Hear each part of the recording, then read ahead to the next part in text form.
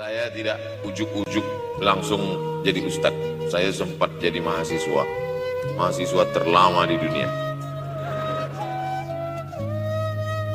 Saya kuliah di Mesir tahun 1998 sampai 2002. 4 September 1998 menginjakkan kaki di Kairo. November pulang tahun 2002. Tidak pernah sekalipun saya menyusahkan orang tua saya. Tak pernah saya minta uang pada mereka. Sampai almarhumah emak saya bertanya, "Kau makan apa di sana?" "Makan nasi," saya bilang. "Dari mana dapat uang?" "Beasiswa saya cukup, Mak. 162 pon. 50 untuk makan, 50 untuk rumah, tinggal 62. 20 dibagi lagi untuk ongkos, 20 untuk buku, 20 disimpan, mana tahu demam sakit gak ada uang." Sampai pulang. Sampai akhirnya dia kasih tanya, "Gimana caranya ngirim uang supaya nanti di akhirat kalau Allah bertanya, pernah gak ngirim uang?" "Pernah." Ya, saya tak mau menyusah. Saya menganggap kalau nanti saya minta hatinya susah, kalau nanti saya banyak minta saya tak bisa balas, maka saya bukan berarti mengajak adik-adik tidak minta uang. Saya paham tak semuanya dapat beasiswa, artinya minta. Cuman kalau minta ya pulang nanti sampaikan ke orang tua, "Saya sudah dengar ceramah Ustaz Somad, maka saya tidak minta lagi." Tidak.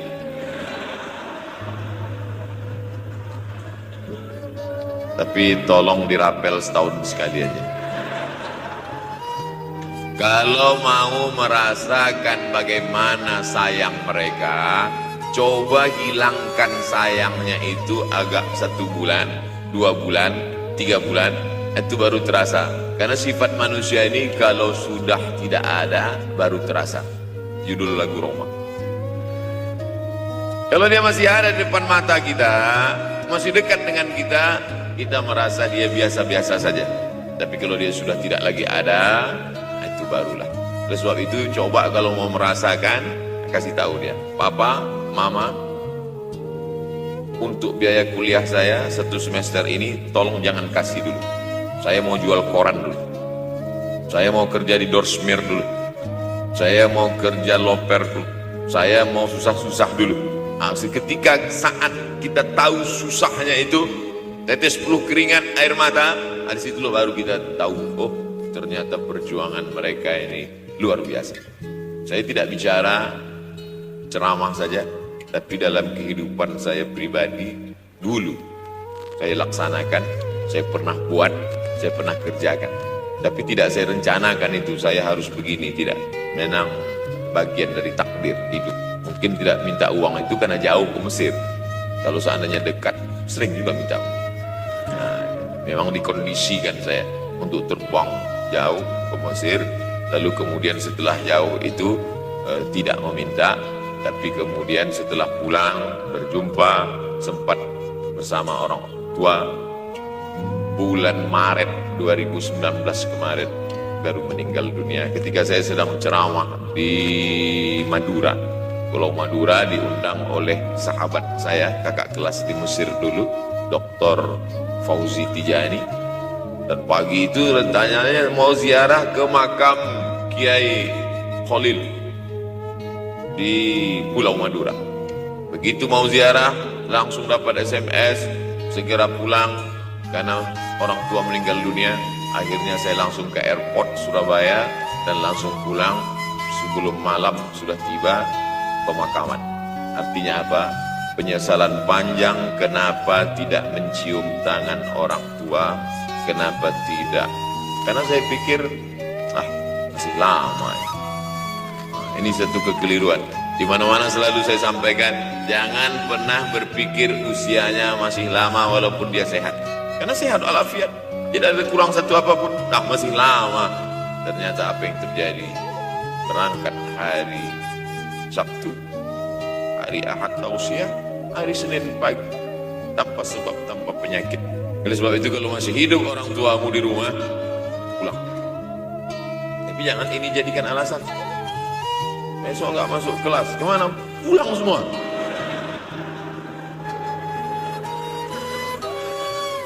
Pulang sesuai dengan kondisi, situasi dan keadaan. Pulang. Kalau masih bisa membahagiakan dia, apa makanan kesukaannya, belikan. Suka makan apa dia, belikan. Itu yang dia inginkan. Andai kita gendong dia dari Yogyakarta berangkat ke kota Makkah, sampai di Makkah tawaf 7 putaran, dari Sofa ke Marwah, pulang lagi ke Jogja, belum tentu dapat membayar sekali teriakan dia saat mengeluarkan kita ke alam dunia. Jadi banyak orang terlalu membanggakan. Saya sudah banggakan dia Pak Ustaz, saya sudah bayarkan ONH-nya. Berapa? Baru DP-nya. Sudah merasa berbakti kepada orang tua? Belum. Makanya digunakan kata birrul walidain. Kenapa Allah tidak menggunakan kata husnul walidain? Hasan baik, jayyid baik, thayyib baik, khair baik. Tapi yang dipakai birrul walidain. Hanya satu-satunya kata untuk orang tua dipakai birrul walidain. Karena kata birru adalah sifat Allah SWT. Makanya di antara Asmaul Husna ada Al-Barrut Tawwab. Allah yang punya sifat itu. Maka kita diharapkan berakhlak seperti akhlak Allah Subhanahu wa ta'ala. Adabani Rabbi fa ahsana ta'dibi. Allah mendidik aku menjadi beradab sehingga adabku penuh. Allah Subhanahu wa ta'ala tidak ada puji Nabi Muhammad SAW. Hai Muhammad yang sholat tahajudnya sampai kakinya bengkak. Hai Muhammad yang hajinya tidak ada. Apa kata pujian Allah untuk Nabi Muhammad SAW? Wa innaka la'ala khuluqin azim. Akhlak agung dan mulia. Oleh sebab itu tak ada gunanya prestasi S1, S2, S3, postdoktoral, profesor kalau tidak berbakti kepada orang tua. Makanya orang tua itu levelnya langsung setelah Allah. Wa qadha rabbuka alla ta'budu illa iyyah. Langsung wa bil walidaini ihsana. Ihsan. Lihat lagi penggunaan kata ihsan dalam hadis Nabi. Jibril alaihissalam datang, rambutnya tidak berdebu, bajunya sangat putih bersih, tapi tidak ada orang yang kenal. Diriwayatkan oleh Sayyidina Umar ibn al-Khattab radhiyallahu anhu, aku melihat ada seorang laki-laki rambutnya sangat hitam dan bajunya sangat putih, tapi kami tidak ada yang kenal. Ini 3 indikasi ini menunjukkan kebingungan. Kalau ada orang rambutnya sangat hitam dan kita kenal, berarti dia memang orang situ, memang tinggalnya di situ. Tapi dia kalau orang perantau, rambutnya pasti berdebu karena tinggal di gurun pasir. Sekarang kan banyak tuh anak-anak muda yang rambutnya berdebu. Itu berarti orang jauh, bukan orang Jogja. Bajunya sangat putih, tapi kami tidak kenal. Kalau bajunya agak-agak kotor, berarti dia musafir. Pantas kalau kita tidak kenal. Tapi bajunya sangat putih, berarti dia memang orang situ. Tapi kami tidak kenal. Kata Umar bin Khattab, rambutnya sangat hitam, bajunya sangat putih, tapi kami tidak kenal. Dan dia duduk berhadap-hadapan dengan Nabi, lututnya dekat dengan lutut Nabi. Tapi kami tidak kenal. Dia bertanya tentang iman, dia bertanya tentang Islam, dia bertanya tentang ihsan. Setelah selesai baru Nabi bertanya, Umar, ya, kamu tahu siapa tadi yang datang bertanya tentang iman, Islam dan ihsan itu? Tidak. Jibril yu'allimukum dinakum. Tadi yang datang itu adalah Jibril alaihissalam. Orang selevel Umar bin Khattab tidak kenal Jibril. Ada orang Indonesia baru ketemu Jibril.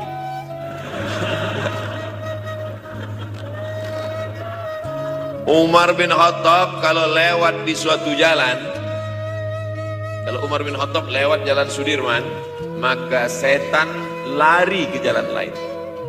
Ini ada orang satu perjalanan sama setan, ngaku kenal dengan Jibril alaihissalam. Makanya kalau baca hadis, satu hadis, tapi analisa dari hadis itu banyak sekali. Umar tidak kenal dengan Jibril kecuali setelah Nabi Muhammad SAW yang bercerita mengenalkan. Dari mana Nabi tahu? Nabi dapat wahyu dari Allah Subhanahu wa ta'ala. Tapi ada analisa lain. Apa maknanya? Allah menggunakan kata ihsan untuk orang tua, Nabi menggunakan kata ihsan untuk Allah. Ihsan untuk Allah, anta'budallaha ka'annaka tarah, kau sembah Allah seakan-akan engkau melihat dia. Fa illam takun tarah, kalau kau tidak bisa melihat dia, fa innahu yarak, sesungguhnya dia yang selalu melihatmu, tidak pernah putus. Ihsan Allah kepada kita, tidak pernah putus pengawasan Allah. Bagaimana ihsan kita kepada orang tua, tak pernah putus bakti walaupun dia sudah meninggal dunia. Makanya kita tetap membaca walaupun dia sudah masuk liang lahat, jam 2 malam bangun, Rabbil firli wali walidayya warhamhuma kama rabbayani shaghira. Ada seorang sahabat Nabi namanya Sa'ad. Sa'ad sudah jadi bahasa Indonesia. Banyak juga orang Indonesia laki-laki sifat Sa'ad. Orangnya Sa'id, artinya bahagia. Sa'adah, kebahagiaan. Jenenge siapa? Sa'adah. Itu dari bahasa Arab. Sa'adatun, bahagia. Datanglah seorang laki-laki bernama Sa'ad menjumpai Nabi SAW. Ya Rasulullah, wahai Rasulullah, ummi matat, ibu saya sudah meninggal dunia. Afa atasaddaqu anha, kalau saya bersedekah kira-kira pahalanya sampai apa tidak untuk almarhumah ibu saya? Kata Nabi, tasaddaq, silakan engkau bersedekah. Ayu sadaqatu afdal, sedekah apa yang paling afdal? Saqiyul ma, memberi air minum. Memberi air minum, niatkan untuk almarhum almarhumah, kata Nabi, tasaddaq, silakan sedekah. Langsung tanpa pikir panjang, apa kata Sa'ad? Idzan ahfiru bi'ran, kalau begitu saya gali sumur sekarang juga, sumurnya saya wakafkan dengan niat almarhumah. Oleh sebab itu, yang orang tuanya sudah meninggal dunia, pulang dari sini jangan gali sumur, cukup telepon, Assalamualaikum, sumur bor. Cari pondok pesantren yang kesulitan air, pergi ke kaki-kaki gunung, orang mencari air, satu jerigen mikul 5 km jalan. Di situ tempat minum lembu, kerbau, di situ juga mereka mengambil air. Cari, galikan, mengalir air sumur untuk mereka, mengalir pula sampai ke liang lahatnya. Itu bakti kita. Pulang dari sini, cari pondok pesantren, panti jompo, panti yatim. Assalamualaikum Bapak pimpinan yatim, saya lihat ini kamar mandinya sedikit, orang antri banyak, keran air tidak ada. Gimana ini? Berapa lagi yang perlu sumur bor di sini? Kami perlu kira-kira 5. Insya Allah. Bapak mau bantu? Enggak, nanya-nanya aja. Nih, ini akan menolong di hadapan Allah Subhanahu wa Ta'ala. Tapi kalau dia masih hidup, masih ada, senangkan hatinya. Pulang dari Universitas Ahmad Dahlan Yogyakarta dengan membawa selembar kertas. Apa itu? Transkrip nilai semester ini IP 4. Siapa yang tidak bangga? Bangga orang tua. Saya pulang dari Mesir, saya bawa ijazah LC. Satu lagi ijazah dari Maroko, MA. Ini mah ijazah LC MA. Tapi saya lihat dia nampaknya tak bahagia. Karena dia dulu waktu saya kecil nyuruh saya, kamu mesti doktorandus. Itulah cita-cita ya dia yang tidak sampai. Saya mesti doktorandus. Di mana mau mencari titel doktorandus sekarang? LCMA. Saya bilang, Mak, ini LCMA ini lebih hebat dari doktorandus. Artinya apa? Bahwa menyenangkan hati orang tua itu ketika hati dia terbuka, bahagia, disitulah pintu-pintu rezeki itu terbuka. Turun barokah-barokah itu. Buah kalau matang itu dijolok, jatuh.